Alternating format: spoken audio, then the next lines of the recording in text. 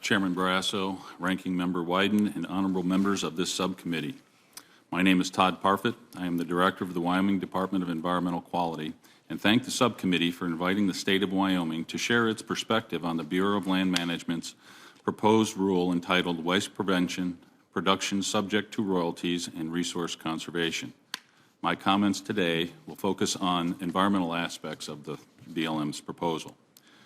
Wyoming is blessed with amazing and abundant natural resources. Wyoming is also blessed with abundant mineral resources that have provided the nation, the state, and its citizens with revenue and jobs. In Wyoming, we manage our natural and mineral resources exceptionally well, providing for both environmental stewardship and energy production by fostering a regulatory framework that encourages responsible production of oil and gas resources. Throughout the past 20 years, Wyoming has been recognized as a national leader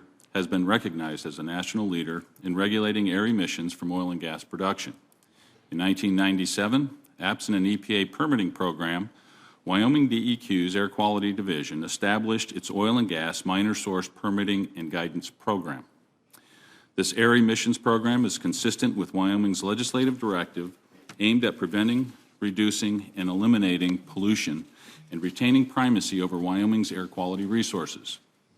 In 2011, EPA looked to Wyoming and Colorado as it developed its oil and gas new source performance standards for production equipment. EPA's rule recognized that some state permitting programs already regulate those wells, and the rule took advantage of existing state compliance mechanisms. In 2015, under the President's climate change agenda, EPA proposed additional rulemaking to address methane and volatile organic compounds, extend coverage to additional downstream natural gas transmission equipment, and add leak detection requirements. Wyoming has provided comments on these proposed rules. In March of this year, EPA announced its initiative to regulate emissions from existing sources. EPA noted that this effort was broad and would start with an information collection request that would look at a large universe of representative sources and data.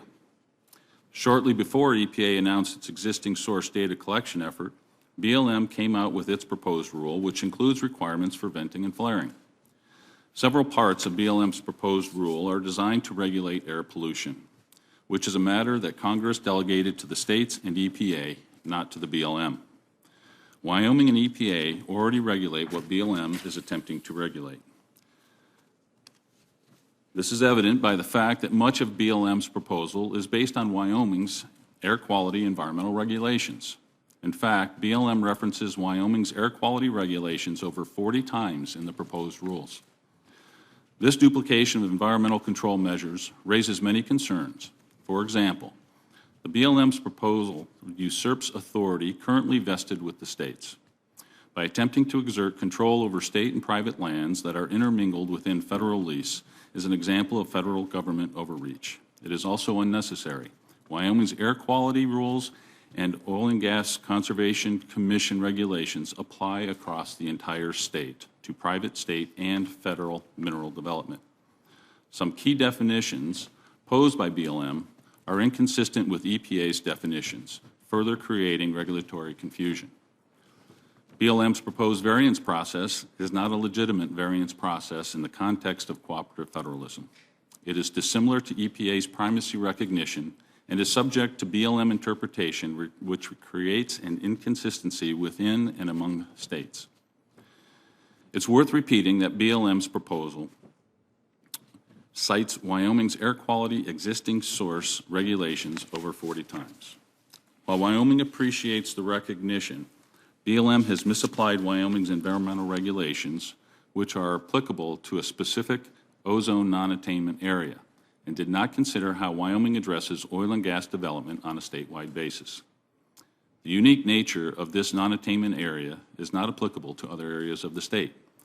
Air quality agencies understand the impacts and interactions of multiple pollutants and that certain actions may actually worsen or create additional air pollution issues.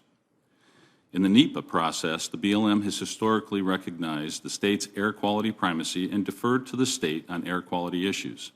The BLM's proposed rule would be an unwarranted deviation from this practice. BLM's proposed rule will lead to inconsistency and uncertainty, resulting in administrative inefficiencies and delays.